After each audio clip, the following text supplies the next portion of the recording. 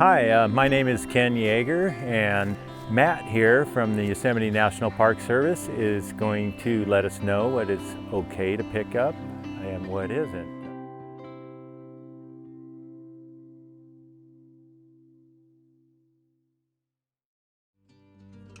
Hi, my name is Matthew Flynn. I'm an archaeologist here at Yosemite National Park, and today I'm just going to talk with you a little bit about how archaeology works into facelift and why it's important to be aware of archaeological resources while you're going about cleaning up the park. Now, before I get started, I just wanted to talk a little bit about getting in contact with the parks that you're going to be working in. So each park may have individual concerns that they're more worried about than we are here in Yosemite, and talking to local staff at your park will be very important to understanding those concerns and avoiding possibly damaging either cultural or natural resources that might be particularly sensitive where they are. All right, with that said, let's begin on the rest of it. Archaeology in the United States is protected by a variety of laws, but the three big ones and the most important ones that we often run into here in the National Park Service are the Archaeological Resource Protection Act, the National Historic Preservation Act, specifically Section 106 of that, and the Native American Graves Protection and Repatriation Act.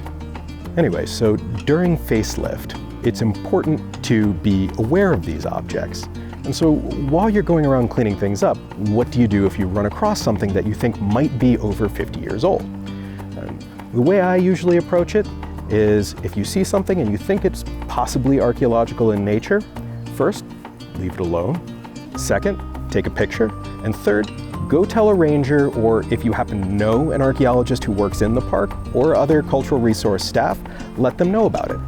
All right, so first I'm going to tell you about some material classes that would be important to be aware of when you're in the park, as well as how to tell that they might be historic versus modern.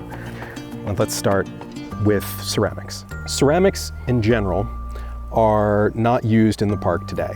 So if you find something, chances are it's historic. But an easy way to tell sometimes, if you look at the glaze, if you look at the insides of it, if it's been broken, or even sometimes if it's just not even in the way that it's constructed, that can be a way to tell.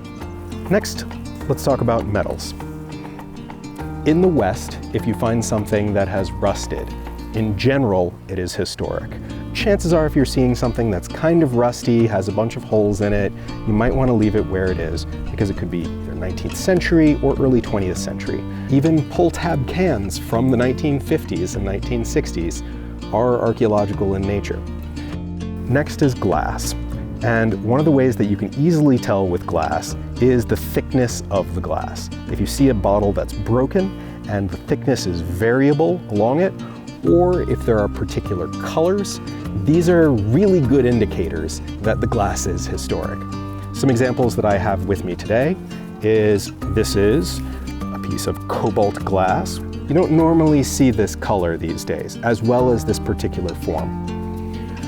One of the others that we find pretty regularly is old insulators from power lines. These are historic. We'd like you to please leave them where they lay.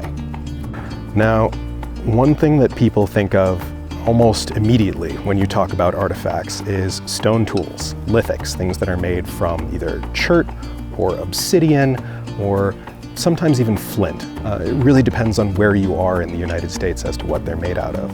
Now, in Yosemite, we have predominantly obsidian, though you'll get pieces like this, which are quite attractive. What you'll more often find are little flakes like this. They are small and they're just reduction of larger stone tools. Again, these are very important to archaeologists because it allows us to understand what kind of activity was going on at a site.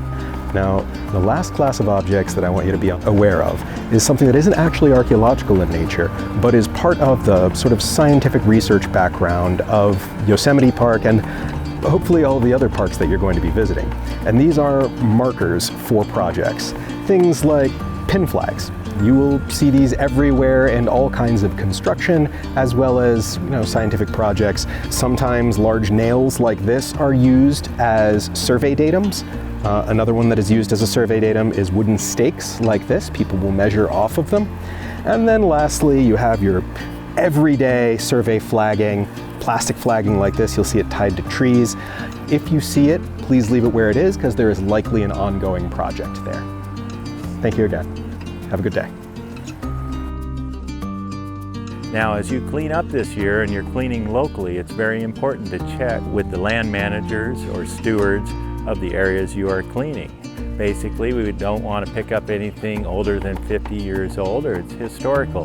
That stuff needs to stay in the ground. We can report it to the archaeologists in case they don't know about it or know where it is, and that's always a good thing to do. Some national parks may have different artifacts too, so make yourselves familiar with what those are so that we don't do more damage than we do good. Thank you.